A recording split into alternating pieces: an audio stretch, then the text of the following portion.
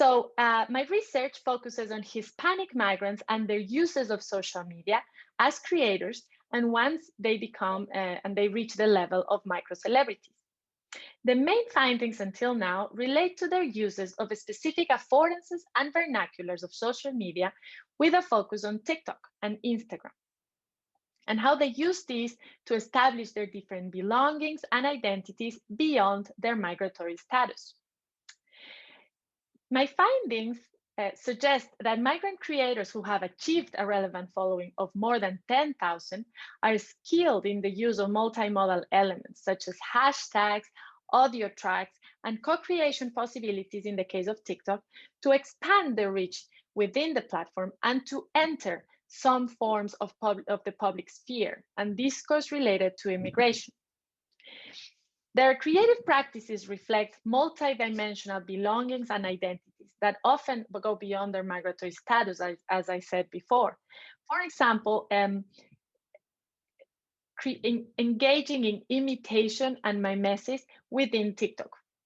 They imitate content related to dance and humor in order to emphasize specific narratives of discrimination and oppression. So in this sense, their content reflects some imitation and some customization. On the other hand, the audio capabilities of the platform, specifically TikTok, enables them to present their culturally relevant audio tracks, which feature narratives that are relevant to migratory experiences and trajectories. And through co-creation possibilities, they establish affinity with people that have gone through a similar experience without the need to meet face-to-face.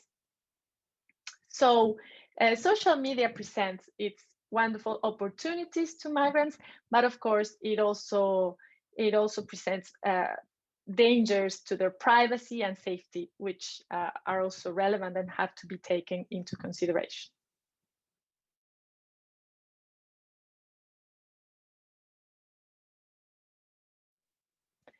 Now, in terms of the skills that are essential for immigrants to be able to use social media, I would like to suggest that although many immigrants and all of us non-immigrants need to learn a lot of skills and develop skills to navigate social media, the specific skills that, for immigrants will depend on the type of immigration we're talking about. So we have more privileged immigration where you immigrate by choice. And then we have more vulnerable immigration, such as the example of refugees and asylum seekers. So in the case of refugees and asylum seekers, for example, there are some skills that we can actually learn from them, from their practices on social media. They are able to create social networks that instrumentalize social media in order to access information of interest and in order to assess the trustworthiness and reliability of the information they receive. So as we know, there is a lot of misinformation and disinformation about immigration in relation to the aid they receive from the government, in relation to the numbers that enter a country, and just the actions that they engage in while they're in a new country. So immigrants themselves see a lot of disinformation and misinformation about themselves on social media. So some of the skills that I think that are essential for them are skills to be able to regain their agency as storytellers that can contradict these narratives that damage them and that in many cases have nothing to do with reality. So of course they need skills to access basic needs. They need skills to go through a process to get documented in the country of residence, but also they need the legal avenues to create content that can enter into dialogue with existing narratives about immigrants that in many cases are misconceptions.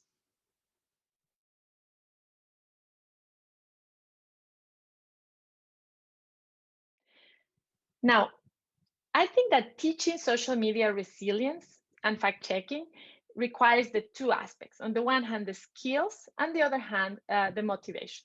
So the skills are something we can teach. So we can plant the seed for the person to develop skills that evaluate and assess the reliability, the trustworthiness of a piece of content. We can show people the different examples and modes of disinformation, such as deep fakes and these new forms of technological disinformation. But it is essential for anyone attempting to be a competent social media user to have a great motivation to become this competent user. Why? Because it is necessary for social media users to be lifelong learners. It is no longer enough to teach, to go through one course or two courses of media literacy related to media resilience, and then you know how to do it. It's more like you learn a skill, you learn that these skills are necessary, you develop the skill, and then you exercise this skill continuously throughout your life. And you have to be motivated to update these skills, to navigate the new dangers of social media and this ever-changing nature of the guidelines that often respond to political and commercial needs of platforms. So I would say definitely skills and motivation are necessary to develop social media resilience.